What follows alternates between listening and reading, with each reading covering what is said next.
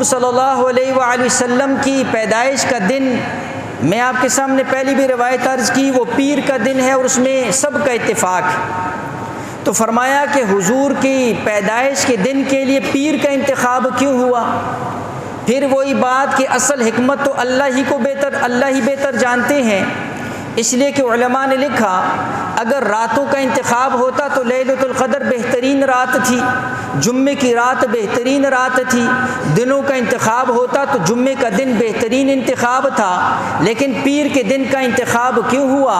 تو اس کی ظاہری حکمت جو علماء نے لکھی، فرمایا حدیث کے اندر آتا ہے اللہ نے پیر والے دن اس کائنات کے اندر شجر کو پیدا کیا، درختوں کو پیدا کیا۔ درختوں کی صفت کیا ہے؟ درخت پر پھول لگتے ہیں، درخت پر پھل لگتا ہے، وہ پھل انسان کی غذا بنتا ہے، جسم کی طاقت کے لیے استعمال ہوتا ہے، ظاہری طاقت، جسمانی طاقت، غذا کے طور پر اللہ نے پھل کو بنایا، اور پھل جو ہے وہ فرمایا پیر والے دن ہے، تو پیر والے دن اس پھل کی پیدائش ہے جس سے ظاہری جسم پرورش پاتا ہے۔ تو پیر والے دن حضور علیہ الصلوۃ والسلام کی پیدائش کے لیے خاص کیا، اس لیے کہ جس طرح ظاہری غذا کے لیے پیر والے دن کا انتخاب ہوا، روحانی غذا وہ حضور سے ملے گی، روحانی نور حضور سے ملے گا، روحانی غذا حضور سے ملے گی، اس لیے کہ ایک جسم کی غذا ہے، ایک روح کی غذا ہے۔ جسم کی غذا کا انتظام بھی رب نے کیا، روح کی غذا کا انتظام بھی رب نے کیا۔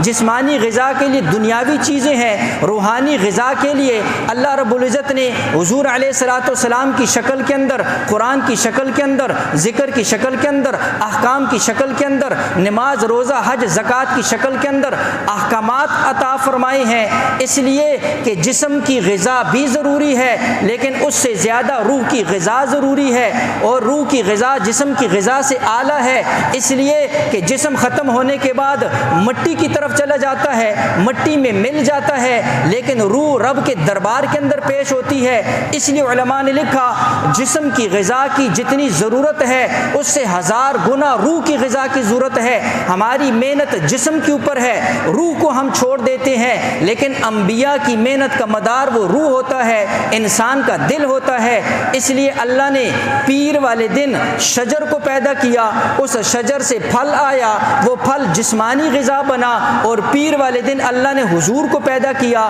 اور حضور سے اللہ رب العزت نے اپنا تعلق اور اپنی نسبت عطا فرمائی، اس سے روح کو غذا ملی۔ اس لیے علماء نے لکھا حضور علیہ الصلوۃ والسلام کی پیدائش کے لیے اللہ نے پیر والے دن کا انتخاب کیا۔